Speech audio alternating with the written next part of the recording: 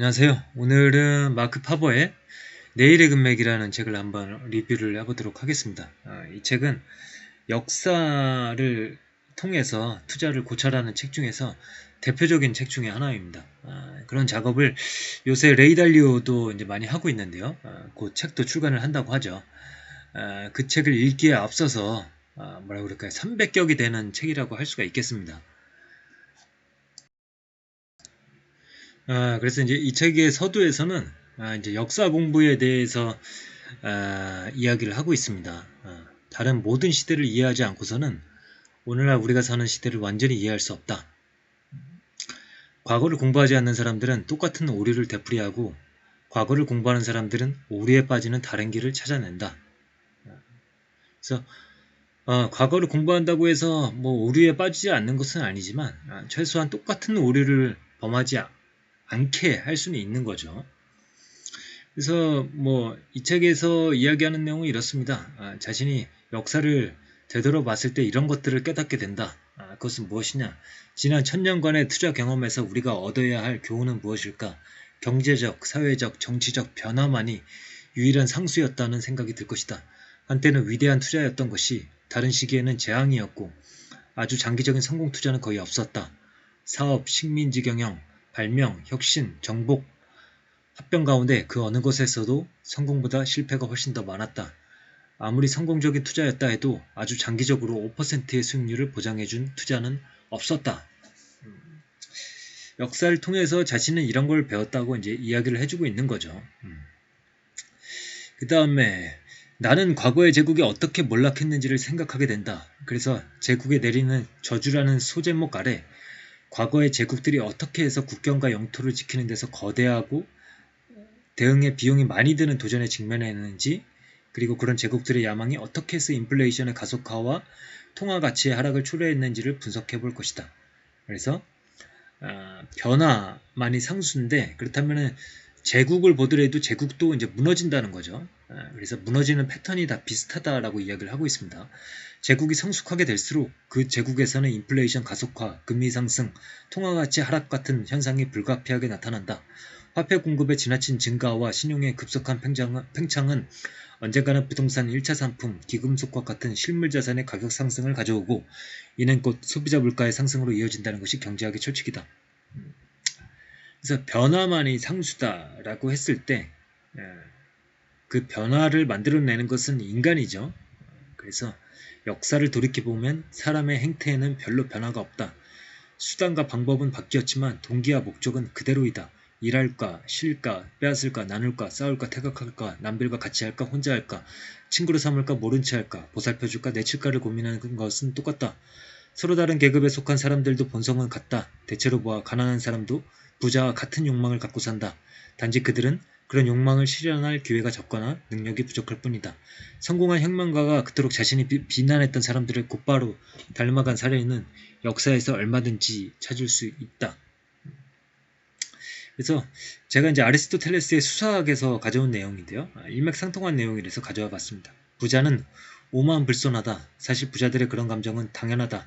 많은 사람이 부자가 가진 것을 원하기 때문이다. 그래서 부자가 되는 것이 더 나은지 아니면 현인이 되는 것이 더 나은지 히에론의 아내가 물었을 때 시모니데스는 부자와 현인에 대해 다음과 같이 대답했다. 그야 부자가 되는 것이 더 낫지요. 라고 그는 대답했다. 나는 현인들이 부자들 문간에서 시간을 보내는 것을 보았으니까요. 그래서 오늘날로 이야기하면 뭐 학자들이나 교수들이 부자들 문간에서 시간을 보내는 것을 보았다.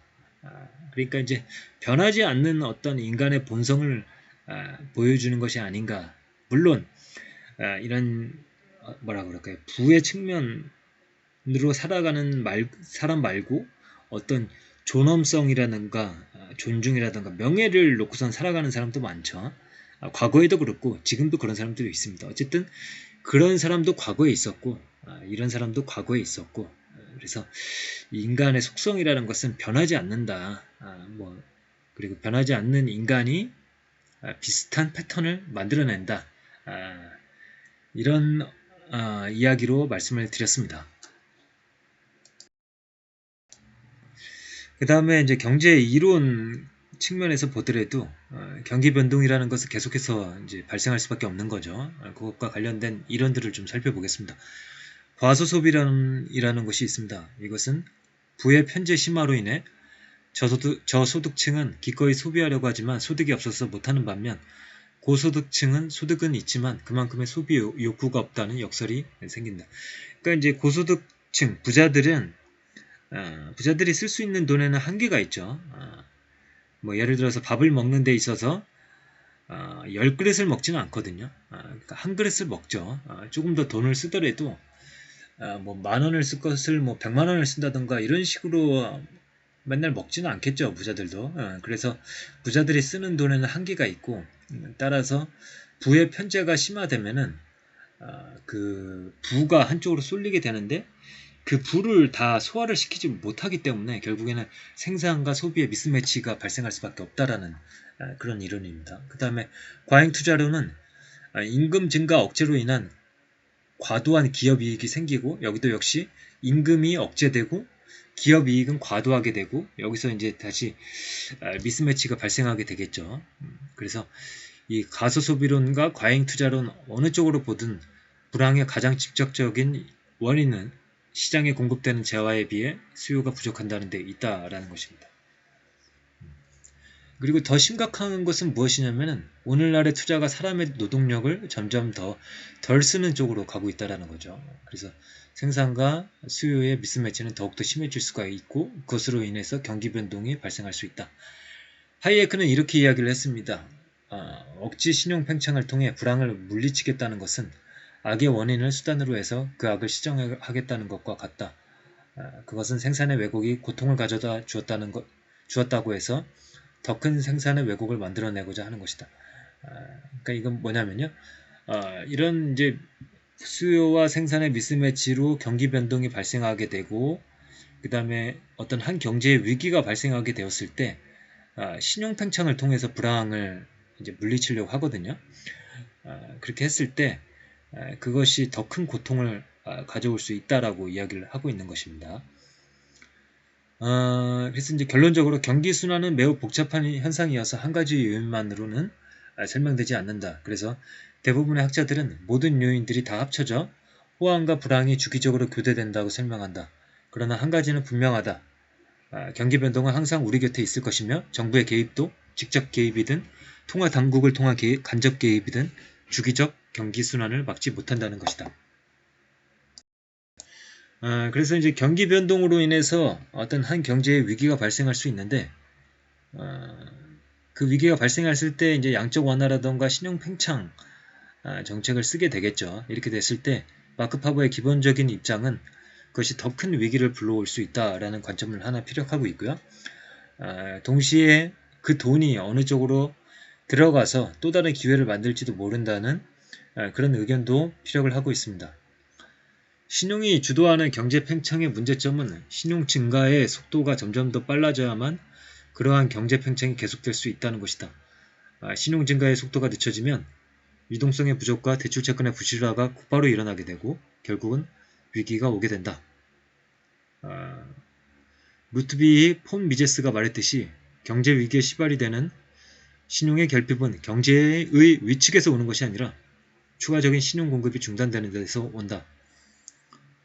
위기와 불황은 신용 공급을 늘리면 미뤄질 수 있다. 그러나 궁극적인 반작용이 그만큼 더 심각해지는 대가를 치러야 한다. 그러므로 영원한 붐은 결코 실현되지 않는다. 그 다음으로 물이 어디로 흐를지는 중앙은행이 정하지 못한다. 중앙은행의 물은 이제 흘러가게 할 수가 있는데 그 방향은 모른다는 거죠. 그 방향을 정하는 것은 시장이다. 중요한 점은 아무리 대형 재료라도 저위험, 고수익의 단물이 넘쳐 흐르는 초기 단계에는 그것이 눈에 잘 띄지 않는다는 것이다. 그래서 뭐 투자의 기본을 이야기하고 있습니다. 투자자들이 대형 재료에 들떠 있을 때 그곳이 아닌 다른 곳에서 주목할 만한 새로운 기회가 생겨난다. 아무도 관심을 갖지 않는 황무지에서 대박의 싹이 자라난다. 많은 사람들이 특정한 시장과 부문에 주목하면 할수록 그곳이 아닌 다른 시장과 부문의 가격 상승 잠재력이 더욱 커진다. 그래서 이제 기본적으로 이제 마크 파버는 과거의 역사를 보면서 계속해서 변화가 일어난다는 것을 알고 있고 그것은 이제 경제학적 관점에서도 분석을 하죠. 그래서 여러 가지 경제 이론들을 통해서 경기 변동이 발생할 수밖에 없는 것을 목격을 하고요. 그 다음에 그 경기 변동에서 이제 경기 불황이 왔을 때 그것을 막기 위해서 양적 완화 정책을 쓰게 되고, 양적 완화 정책을 통해서 돈이 또 한쪽으로 쏠려 들어가게 되고 거기서 또 다른 기회가 생겨난다라는 관점을 보여주고 있습니다. 그래서 투자의 관점에서는 사람들이 몰려 들어갈 때 가는 것보다는 사람들이 주목하지 않는 곳에 먼저 들어가서 수익을 노리는 방식을 택하고 있습니다.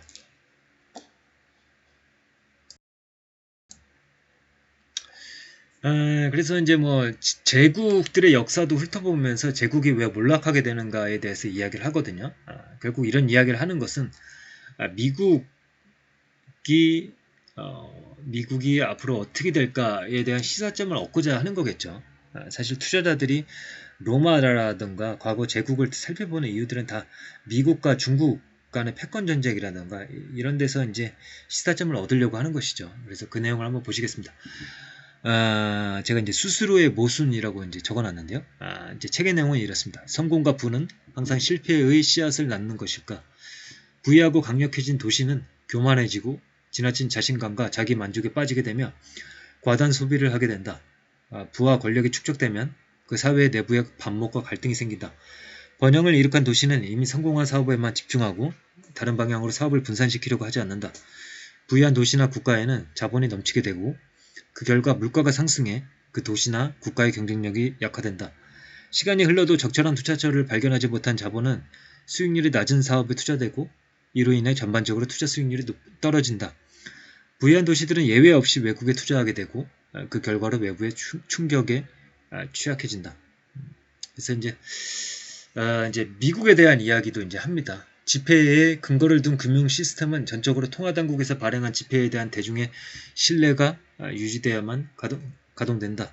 신뢰가 무너지면 고통스러운 결과가 불가피하게 초래된다. 여기서 우리는 오늘날 미국의 무역수지와 경상수지 적자를 메워주고 있는 다른 나라의 투자자들이 얼마나 더 오랫동안 미국의 주식과 채권 그리고 달러를 매수하거나 보유할 것인가를 묻지 않을 수 없다. 언젠가는 마치 행운의 편지와 같은 미국 연준의 통화 운영이 더 이상 효과를 발휘하지 못하게 되어 달러의 가치가 급락하는 때가 오게 될 게 분명하다.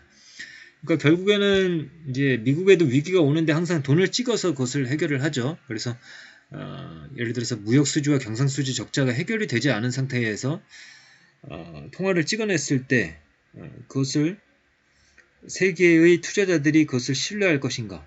현재까지는 신뢰하고 있죠. 그래서 달러 시스템이 현재까지 버티고 있는 것이고요. 그러나 언제까지 그것이 계속될 것이냐 우리가 물음을 던질 수 있는 것이죠. 언젠가 투자자들이 달러 시스템에 대한 의문점을 제기를 할 때, 신뢰하지 않을 때 결국에는 미국도 무한정으로 지폐를 발행할 수 없는 그런 순간이 올 수도 있겠죠. 그러니까 이론적으로는 그렇다는 겁니다. 그래서 이제 제국들은 이제 흥망성쇠가 있는 거고, 그 다음에 역사를 봤을 때도 사이클이 있고, 제국들에도 사이클이 있고, 한 국가로 봤을 때도 사이클이 있을 때, 그러니까 기회를 잘 보면은 초과 수익은 발생할 수 있다라는 거죠. 그런 관점에 대한 이야기를 한번 보시겠습니다.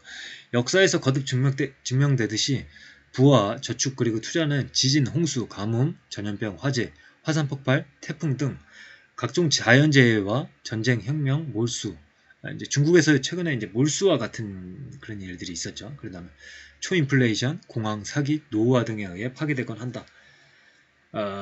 신대륙의 발견은 세계의 경제 지형을 크게 바꿔놓았죠. 14세기, 15세기에 세계 상업의 중심지로 번영하던 베네치아, 아말파, 제노바, 피렌체 등 이탈리아 도시들은 졸지의 변방으로 밀려났고 세계의 중심은 리스본, 카디스로 옮겨졌다가 다시 암스테르담, 안트페르펜으로 이동했고 그 후 18세기에는 런던으로 이동했다. 그래서 이제 중요한 내용인데요. 투자의 세계에는 철칙이 하나 있다. 그것은 장기 투자에서 초과 수익은 단지 일시적으로만 가능할 뿐이라는 것이다. 유사한 경쟁 업체의 등장, 새로운 상품의 출현, 세금을 통한 정부의 간섭, 국유화, 가격 통제, 몰수, 그 다음에 새로운 기술의 등장 등등으로 인해서 고성장이 이루어질라 치면 항상 무엇인가가 수익의 발목을 잡았고 경제 전체의 평균을 넘는 수익률은 유지되기가 어려웠다. 어쨌든 충분히 평가가 이뤄진 대상에 대한 투자는 재빨리 포기해버리고 확실하게 저평가되어 있는 투자 대상을 시의적절하게 선택하는 것이 무엇보다 중요하다. 그래서 마크 파버의 투자론을 이제 보여주는 장면인데요. 투자자들은 한 산업 또는 한 국가의 쇠퇴나 몰락에 발목 잡히지 않고 과감하게 자산을 재배치할 필요가 있다. 아울러 세계 각지에서 새롭게 부흥하는 지역 또는 산업에서 생겨나는 새로운 기회를 향해 마음을 열어두어야 한다. 그렇다고 해서 가치 투자 대신에 성장 중심 투자를 해야 한다고 말하려는 것은 아니다. 그보다는 저평가된 성장 부분에 투자하면 이미 성숙해 성장 전망이 없는 부분에 투자하는 것보다 높은 투자 성과를 기대할 수 있다는 이야기를 하고 있는 것입니다. 그래서 이제 이 책에서 또 이제 재밌는 장면이 여러 도시들의 흥망성쇠도 또 다루고 있거든요. 어떤 도시들이 흥했다가 또 어떤 도시들이 또 흥하고 뭐 이런 식으로 이제 역사를 훑으면서 결론적으로는 이런 이야기를 합니다. 첫째, 과거의 위대한 도시들, 오늘날 중요한 도시로 남아있는 곳은 없다. 둘째, 새로운 산업이나 새로운 발명이 등장하면 거기에 먼저 올라타는 자만이 이익을 누린다. 그래서 문명의 발달을 보면은 처음에는 이제 농업 사회였기 때문에 큰 강을 끼고 있는 도시들이 이제 발전을 하게 되고요. 그 다음에 이제 농업만으로는 불충분하다. 이제 교역을 해야겠다라고 해서 이제 육지를 통하든 이제 수로를 이제 바다를 통하든 교역로상의 도시들이 발전을 하게 되고요. 그 다음에 이제 뭐 배를 타고선 뭐 아메리카 대륙을 이제 발견하는 그 대항해 시대로 가게 되면은 결국에는 이제 항구 도시들이 발전을 하게 되는 거죠. 해상교통 발전에 힘입어서 말이죠.